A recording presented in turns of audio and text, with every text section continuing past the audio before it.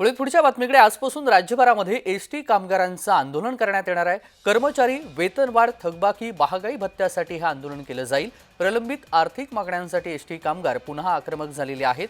आज दुपारी Mumbai central bus स्थानकामध्ये दुपारी निदर्शनं करण्यात येणार आहेत। हे आंदोलन करण्यात येणार आहे। एसटी कर्मचाऱ्यांचं पुन्हा एकदा आंदोलन करण्यात येणार आहे। कर्मचारी वेतनवाढ, थकबाकी, महागाई भत्त्यासाठी हे आंदोलन केलं जाणार आहे। आणि या सगळ्या संदर्भात सविस्तर माहिती जाणून घेऊया। मनोज दयाळकर आपले प्रतिनिधी जोडले गेलेले आहेत। मनोज, एसटी कर्मचाऱ्यांचं आज आंदोलन आहे, त्यांच्या काय प्रमुख मागण्या आहेत?